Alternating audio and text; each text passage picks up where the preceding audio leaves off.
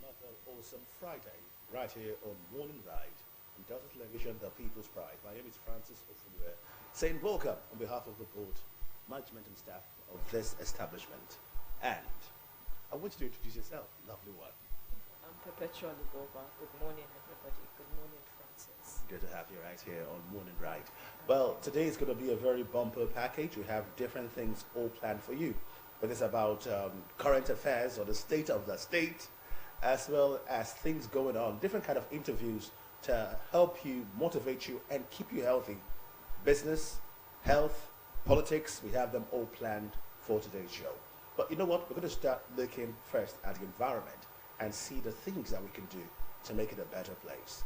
Our next feature, our first feature today, is an interview segment where we shall talk about the environment, and we just hope that you find out more on this next spot. Stay with us. We'll be back shortly.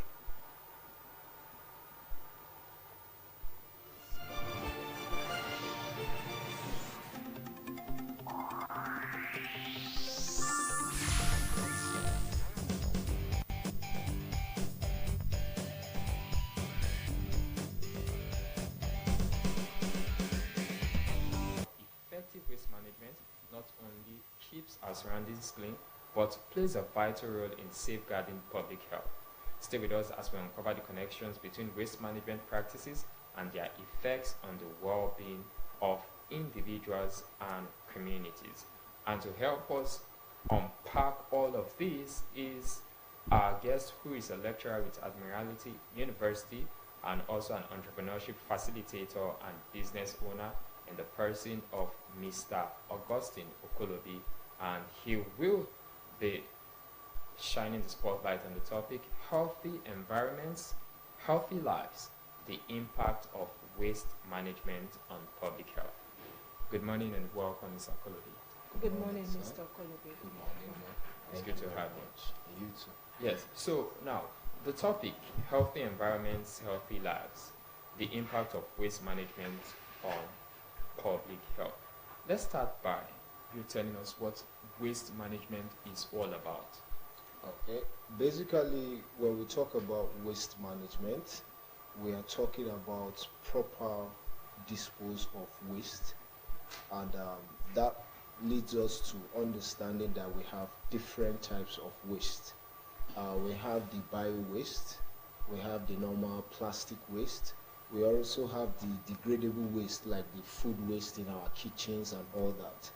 And if we're diving into the management of waste, most of this waste can be recycled, and so that is why the management of waste is very important, because recycling them, they can come to use or be useful to us in different aspects. For example, most of our kitchen waste, which are degradable easily, they can be converted to bio waste. And this biogas, for example, and this biogas can be used to power our electricity, give us light. It can also be used to power our cooking energy like gas.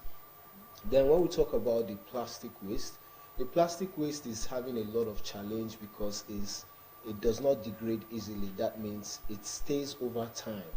And that plastic waste, we can also recycle it by using it for several alternatives. For example, your plastic bottles, you can cut them short and use them for your brushes, to hold your brush in your, or put your brush in your bedrooms and toilets and other useful items. So some of your plastic plates or bowls, you can use them to preserve foods and other items. So what we are just talking about when we talk about a proper waste disposable system or management, we are talking about how you dispose your waste.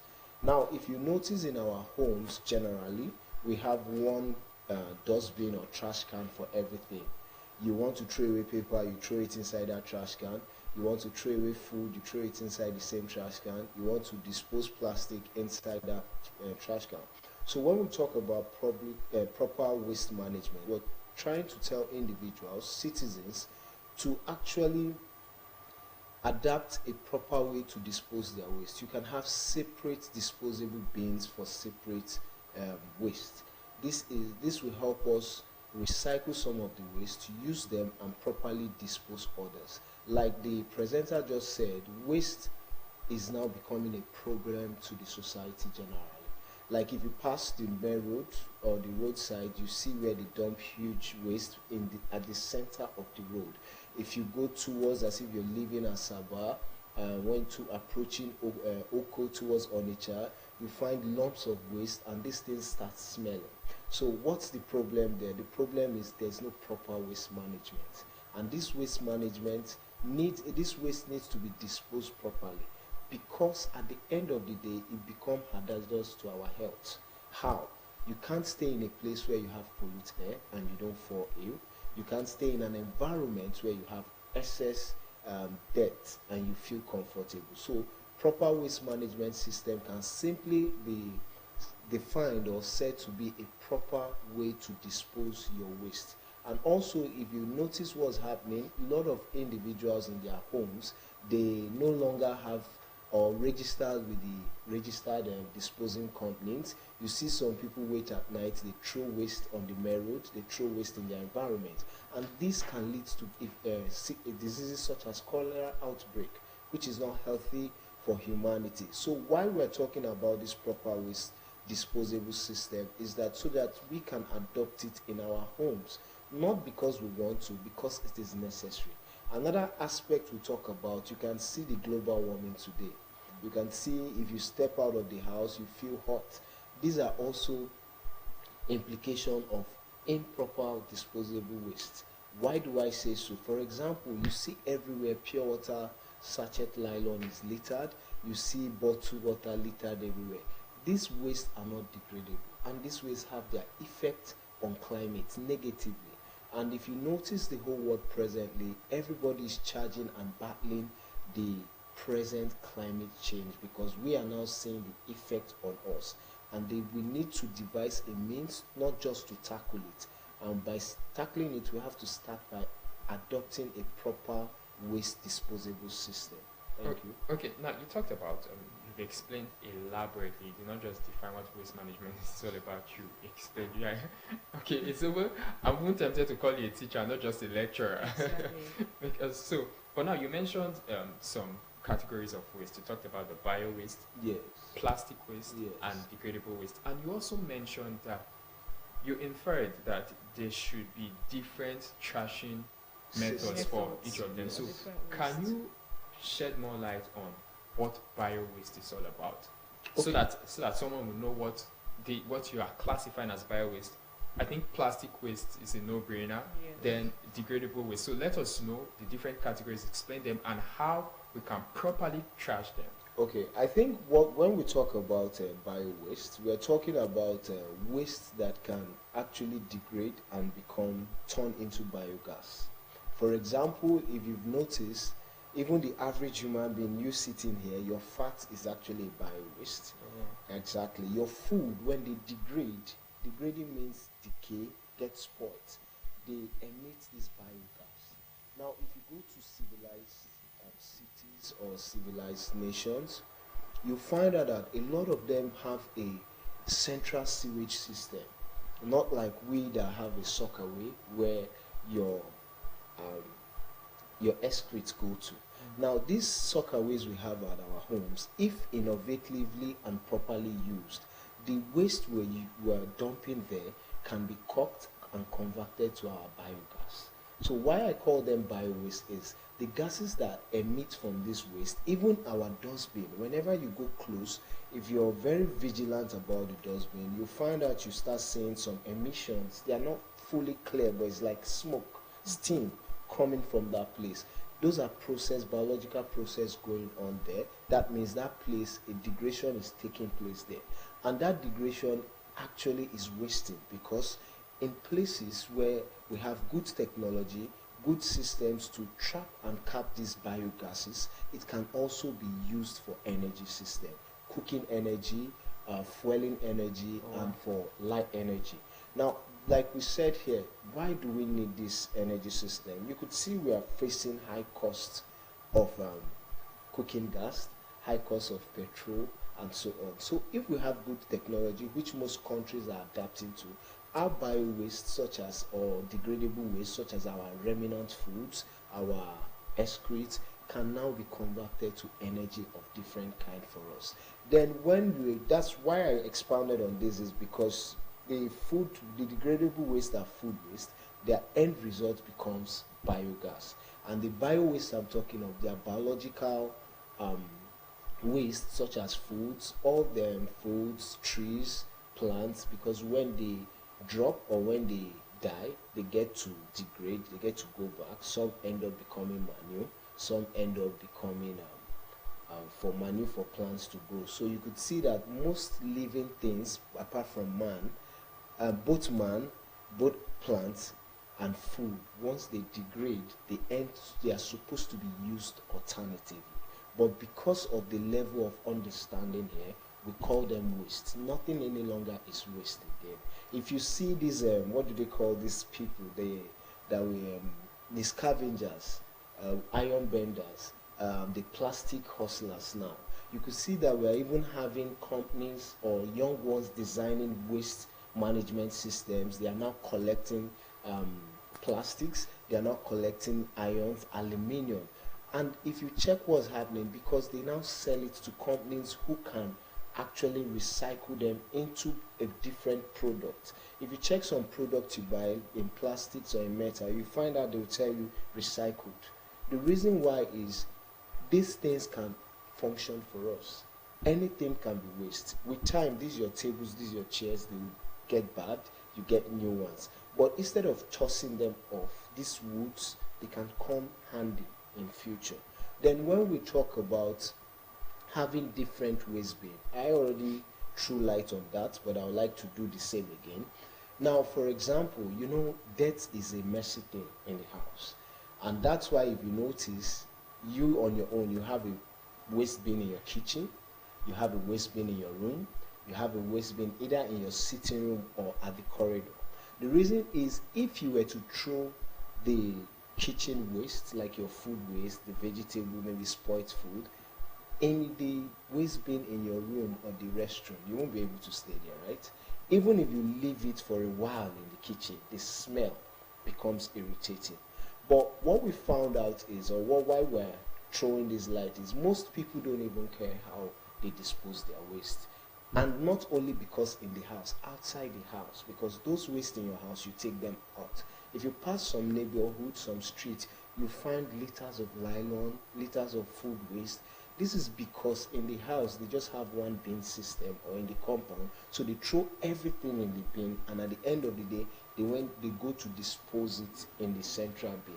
And the people coming to pack it, or the company coming to pack everything, if these companies don't pack them properly, they litter on the floor and they end up becoming bad for the environment, like they smell a lot. So you need different waste systems so that you can throw your plastic, throw your food elsewhere, and throw other items somewhere else. Thank you. Okay, so I want to ask, things like hazardous waste, like electronics, batteries, extensions, there's a way you dispose these things, and in your mind you've gotten rid of them because you don't need it. But in the environment where you've disposed it, most especially batteries, you find that spoiled batteries has this liquid that comes out of it. So how do we properly dispose these electronics so that they don't become a hazard to others, Yeah, that like we were just saying now, for example, let's say you have your kitchen bin, and probably you have kids at home or your spouse are with you, and you instruct them that, please, can we restrict this the kitchen bin to just food or degradable waste. And probably in the sitting room and in the rooms, you can advise your children or your spouse that if batteries get damaged, why not we tie them properly in a nylon bag and dispose them properly. Now, for the juice or the chemical that comes out of it, it's not even good for our soil. Yes, it's not good. Wow. And for kids around, like you said, now you can have batteries just tossed in your house. If you check some apartments, it's always like that. Once you have bad batteries, you just fling them. But the point is, you can have kids that will play with that, and that liquid with the kids' hand. And children, they might decide to touch their lips or lick it, and that will become a serious problem for that. For hazardous waste, very important for us to properly dispose them, like batteries and electronics. Even the shawl we use, the body spray, Deodorants, yes, the deodorants, you know antiperspirants. those containers, they are explosive. Explosives, yes, I was going to go Yeah, there.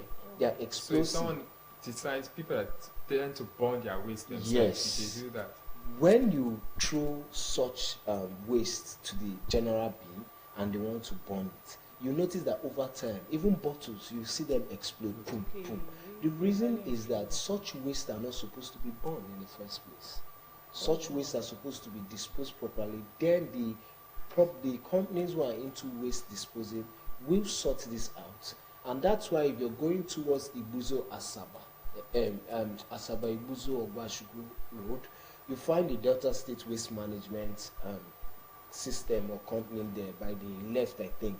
Now what you notice is when these companies take this waste from this place to that place, then the experts, the employees there will start sorting the waste out. They know the right one to burn, they know the proper ways to actually dispose or destroy this waste. But the average citizens will just put them in the dustbin, burn them. So we are just trying to reach out to the public to have a proper waste disposable management system.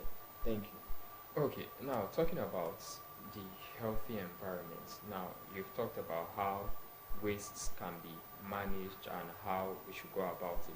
So can you now start talking about the impact of not aligning with proper waste management? Because some persons can feel like, it's not just waste. Why are you speaking so much English? So you expect me to sort this? Like, even some people, they find it weird that you are even breaking it down.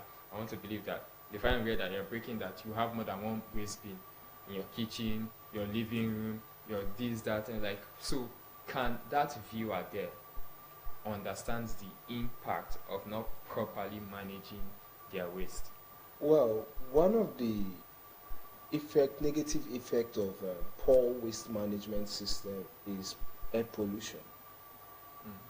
Now, air pollution, it's not something we welcome. For example, if you're going towards Ogbogonogo, you'll find out that the air changes down there. The smell is different.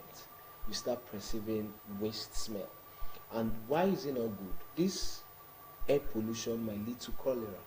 Cholera is not an illness that is welcome in a society because it's also airborne. So which means it can be spread and is also waterborne disease. It can spread from one person to the other. So when we talk about negative effect of improper waste disposable system, it comes back to us humanity. One, another example is it has negative effect on the environment. For example, you can see littering the environment. A dirty environment is not a welcome environment. Minus the air pollution, you can see by the side of the roadside. I always use Ogbogonogo for example, and also if you're heading towards Kuka, you find dirty nylon littering everywhere, the atmosphere having offensive smell. Now, this is not just because of the smell alone. This is a smell. We consume this air by breathing it. So this air is already polluted. So it has negative effect on our body. This can lead to health challenges for us. So that's why I want us to understand that first, the environment needs to be clean for us to be stable as human beings, for us to be healthy. A dirty environment is not somewhere anybody will want to stay. For example, your studio is well clean and it's smelling well. That's why all of us can be comfortable here. The same can be applicable to our homes and our environment. The reason why is for you to be healthy, your environment needs to be healthy also. Thank you. Okay, so looking at waste management in relation to public health, what are some of the effective strategies that one can use in enforcing that, in enforcing or in making sure that people keep their environment clean? Well, when we talk about keeping our environment clean, everybody, all hands must be on deck. And why we're saying all hands must be on deck is the fact that your health is your wealth. You've heard of that quote? Mm-hmm. Now, it's a personal responsibility thing, and we start from homes. Families in the society makes up every part of the government, the communities, the society. So first and foremost, the responsibility mentality is one of the most important aspects. When we raise our children or we spend time with our spouse or our family members, our friends, the practice has to be personal because people learn from seeing. You must take it upon yourself first to always abide by staying in a proper environment. For example, if you drink water, either sachet or bottle, you should have the proper practice of properly disposing it. You don't just fling such thing out of your car windows or throw it on the street floor. That's very essential. It must start from us first as individuals because it's our responsibility. If you fall ill, you'll be the one to treat yourself. If your kids are ill, you'll be the one to spend that money. So the practice first is personal. Secondly, I think organizations and individuals, organizations and other parastatals should look into it. For example, I'm from Admiralty University of Nigeria. What we do, we already have a community service learning course, and during this our community level learning courses, we always make sure that students identify problems and challenges. Now, for the past 5 years, we've started this program. We've done two. This is our 5th year. We've done 2 proper waste disposable systems. I think 2 years ago we did one where we had to clean Ibuzo Ashike market. We cleaned Obogonogo market. We also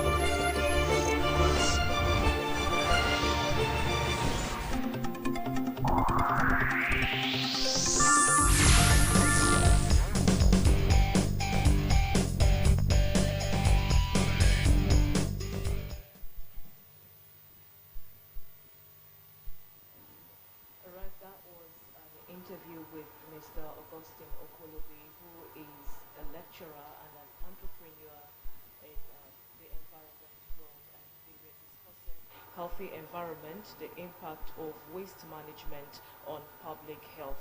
It is important that whatever we do, we should do well in keeping our environment clean, because a clean environment is a healthy environment. Right here in this segment, which is the next segment on today's edition of Morning Right, it is this week's Star Report. Yes, and this brings us a story that has reshaped the political landscape of Delta State. The defection of Governor Borewori and his entire cabinet from the PDP to the APC. This political shift, making headlines across the country, has sparked discussions about governance, alliances, and what it means for the future of the state. What makes this report stand out is not just the gravity of the story, but the way it was told. Ejime Uduame, a seasoned journalist and government house correspondent, delivered the report with precision. His ability to capture the key points of this development without sensationalizing it allows the audience to grasp the significance of the story while maintaining an objective tone. Ejime's background as an experienced reporter, having covered everything from government affairs to breaking news, means he knows how to approach sensitive topics with balance. His coverage of the defection wasn't about pushing an agenda. It was about bringing clarity to a story that has implications far beyond Delta State's borders. The defection itself is a monumental shift in the political dynamics of Delta, and Ejime's report reflects that, providing a thorough breakdown of what this means for both the state and the nation. His focus on the core message, the reasons behind the move, the potential impact on the APC, and the broader political context gives the audience a clear understanding of the situation. Now, in a time when political stories often become tangled in controversy, this report stands as a reminder of the importance of a responsible, insightful journalism in shaping public understanding. Let's welcome once again to Friday's Morning Ride, Ejime Udueme. You're welcome, sir. It's a pleasure. It's good to have you again. Thank you so much. 3 times in a row with Thank you Star so much. Reports. Thank you so much. I'm humbled by such. Yes, yes. It was quite a lot. Quite a lot. And when that story broke, the entire country broke into several conversations, really. Yeah, of course, yes. It was, and I think it was the most difficult thing covering that report. I did not envy you, because doing that meant you had to maintain a sense of neutrality as much as possible. Somebody had to I went to your Facebook page because I like to snoop around, and I saw someone drop a comment, and it just mirrored everything that I don't know if the comment can pop up on the screen. Yes, that was said. I just love your reporting. That was what somebody had to say. Ujoma blessing. That was what, yes. I responded. I inboxed her and I said, "Thank you. I'm humbled by your compliments." And there were more compliments and comments. Even those who complimented you and attacked the governor, those who complimented you and loaded the governor. There were different kind of compliments coming. Let's get back to the story. I don't know if we can see that report ourselves, and then we will dive on and know everything that Jimmy Ojeme had to do when he had to cover that report. I don't know if it's right there. Let's see it.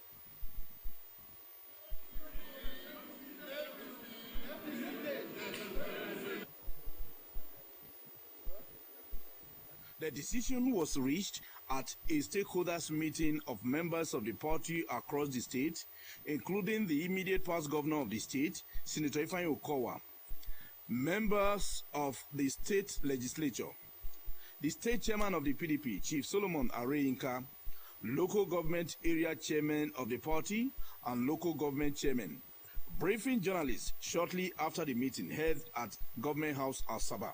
A fifth-time member of the Senate and pioneer chairman of the Delta State chapter of the PDP, Senator James Manager, said the decision to defer to the APC was unanimous, adding that the move was for the general good of the state. We have discussed, we have disagreed to agree on a way forward, and it's almost unanimous because of the happenings in the body politics PDP. I, the pioneer state chairman of the PDP, of course, you know how I feel. But then, you cannot be in a boat that is already capsizing. Senator Manager said the state deputy governor, the speaker of the state House of Assembly, the deputy speaker, House of Assembly members, members of the state executive council, and other political appointees, as well as board of trustee members of the PDP, also defected with Governor Borewori. He said the defection was a fallout of consultations and crises which had plagued the PDP since 2023, emphasizing that Delta State could not afford to remain in opposition in the nation's political evolution. He said the decision of the PDP Governors Forum in Ibadan not to go into coalition with other political parties ahead of the 2027 general election nailed the party's coffin and frowned at the unending legal tussle that has turned the party into a shadow of itself. How do you go into a national election and you think you can win with an incumbent president at the top? That particular resolution has killed the spirit of so many PDP members. How did we lose the election in 2015? It's because political parties came together, including those splinter groups from PDP. They all came together and were able to restore power from the PDP at that time. Senator Manager expressed joy that the decision was for the good of the state and betterment of the nation. Also speaking, the Commissioner for Works, Rural Roads and Public Information, Mr. Charles Aniago, said the final defection of the PDP structure in the state into the APC will hold in Asaba on Monday, April 28, 2025. And in taking that decision, we came to the inevitable conclusion that moving out of the PDP is very, very necessary for us to be able to collaborate with our kith and kin and build that state that every Delta will be proud of. We believe that what is happening and the state of the PDP is akin to that palm wine whose tastes have changed, and there was a need for us to change the drinking pattern. Mr. Niago said the unanimous decision will help to build a viable and progressive Delta state. Governor Borewori later held closed-door meeting with local government council chairmen, where it was echoed that where the governor goes, they will go.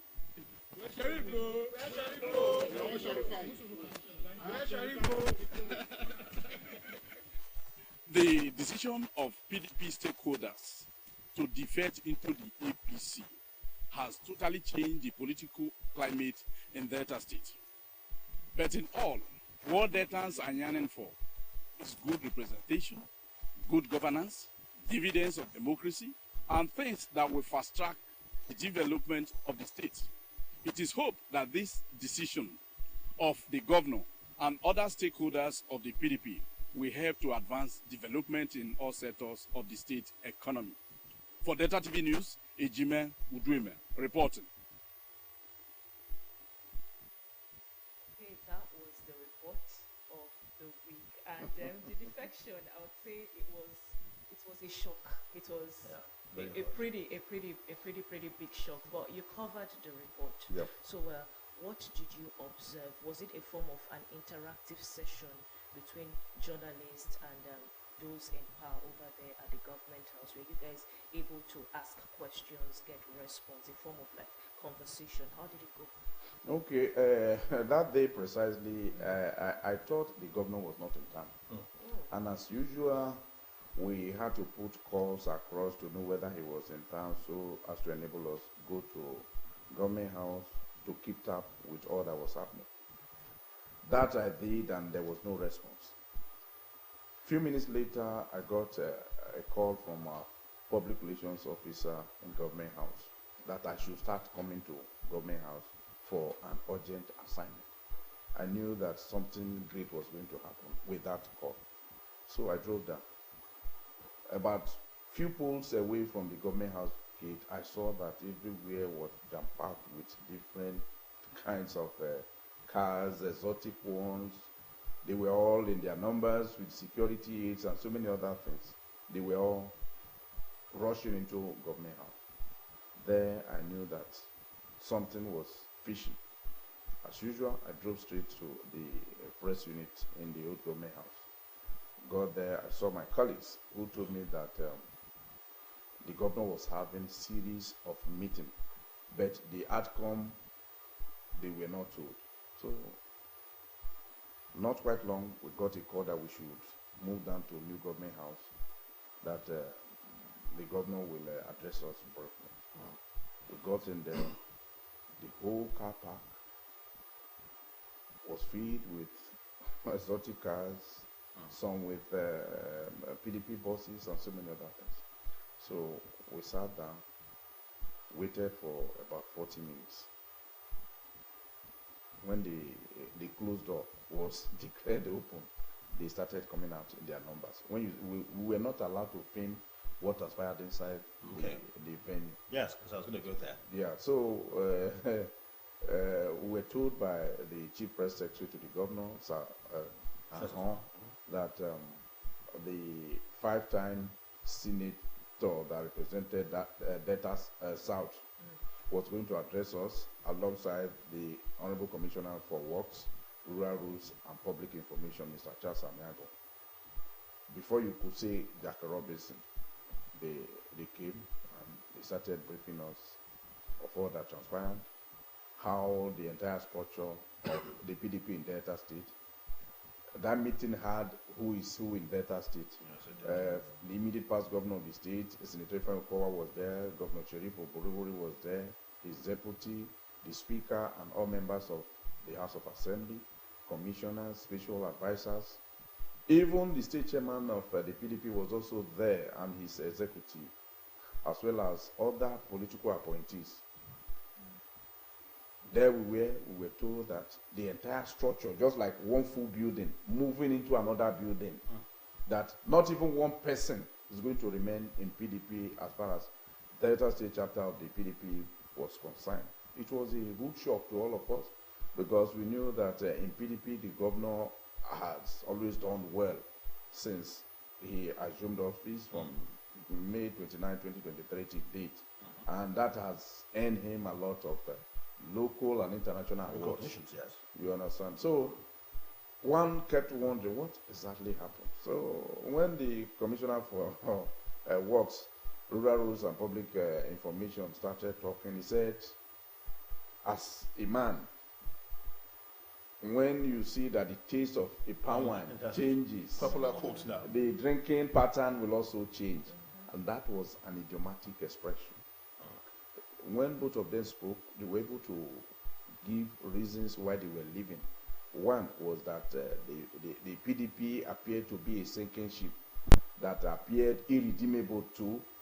And Senator James Manager said, as a riverine man, when you see that a ship that you are into is capsizing, you will look for an alternative route. Okay. Now, we heard that on that report, and you did a very wonderful job.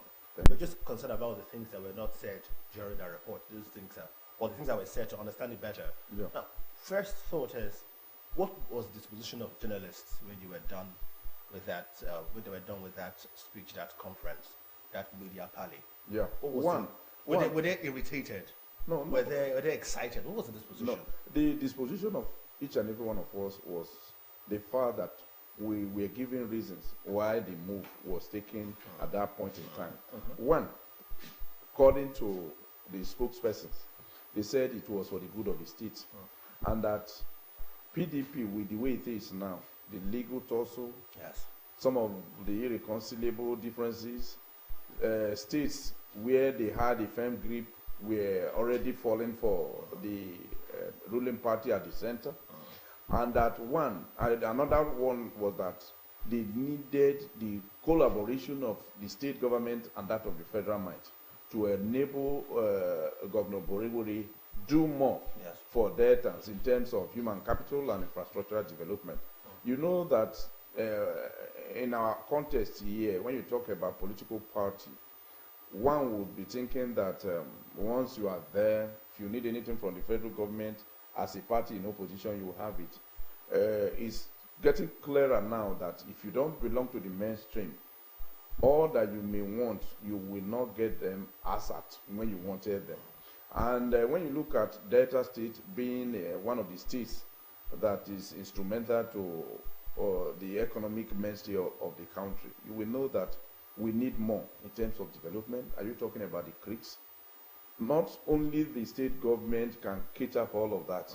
You need more funds, you need more collaboration, and you need to be at the government at the center. That is the genesis of it all.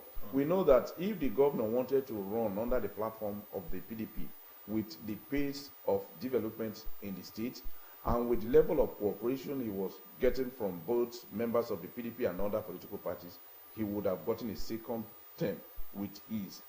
But when you look at it from another sphere, politically speaking, you know that you need to be in the mainstream, and when you are there, you will have a louder ovation in terms of performance, in terms of connectivity, and so many other good things. Okay. So looking at the immediate mass defection of the entire government to a new party. And Yeah, happy to be the entire government, executive members is a mass defection and it's immediate. Now, looking at that immediate defection, is there a visible change that was seen, let's say, in terms of structure, new faces, new people, because of that mass defection? Around the government house, precisely. Yeah. No, there was no foreign face. It was just the faces of members of the party.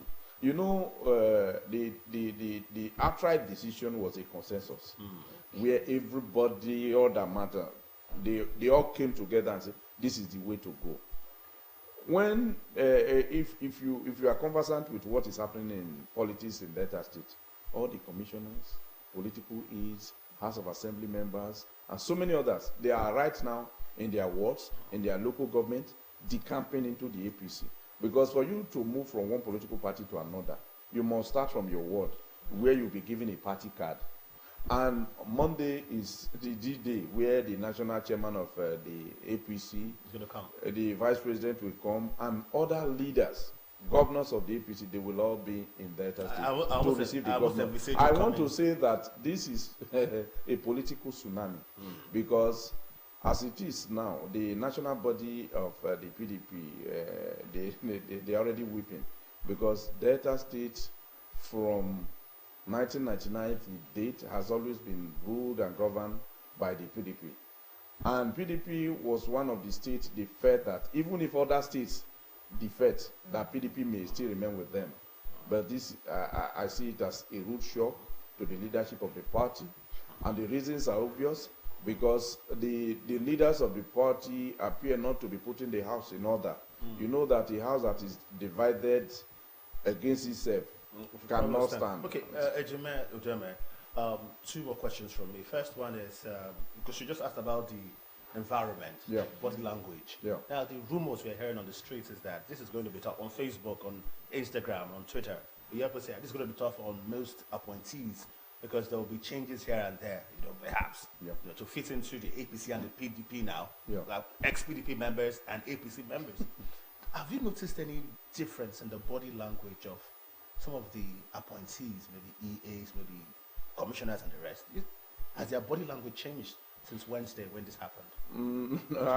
I wouldn't know because I don't live with many of them. Well, you go to the government house. But the feelers yes. Is that, going into a new family, you will not just go there and assume leadership position. The only thing that has given the governor a leverage is that once you are a governor of a state, any political party that you move into, you automatically become the leader of the party. But other persons, outside the governor, the deputy governor, a few others, you must queue. And as it were, I also know that when it comes to reshuffling of cabinet, some persons who may be seen as not too close to the grassroots may not make the list again. This one now is going to be survival of the fittest, where what you bring to the table will determine whether you can go ahead and occupy such an enviable position. All right. Because most of the persons who are in APC, the opposition party, we are in a democracy where the winner takes it all.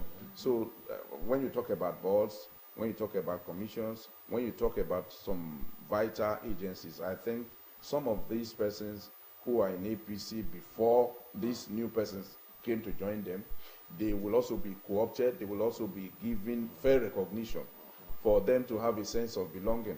Because there are some persons who since 1999 to date have not stepped into government house by virtue of the fact that they remain in opposition. Yes. So this is the right time now for them to say, okay, now that our person is on board, because it's already turning into a family now.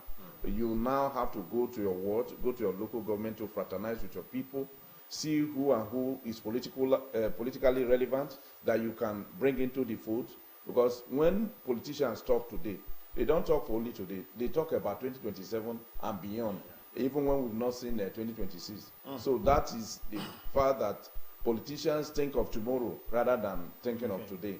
But one thing I know for sure is that veterans will be willing and be ready to give their full support to the governor, if and only if he will surpass his achievements in the last 2 years. This is how you signed off on that report when you said that Deltans would be expecting and hoping that this would bring change, regardless. So you just answered the next question I was going to drop. But so finally, before I say goodbye to you, there's going to be there is already so much sensationalism all over the country as regards this report. Now, as a state house correspondent, as a government house correspondent who is working for a state broadcasting outfit, like Delta Broadcasting Service, what are some of the efforts you're going to play right now to ensure that balanced reportage is there and proper representation of what's going on at government house is given out to the people indeed? One, you have to look at the pulse of the people. You are not going there to opinionate. You say it the way it is, and let the people be the judge. As a reporter, as a professional reporter, or as an enlightened journalist, you are somebody who should be able to stand at the right spot, not minding who will feel offended in one way or the other. Once you stand for the truth, people will see through you. Just like when you call yourself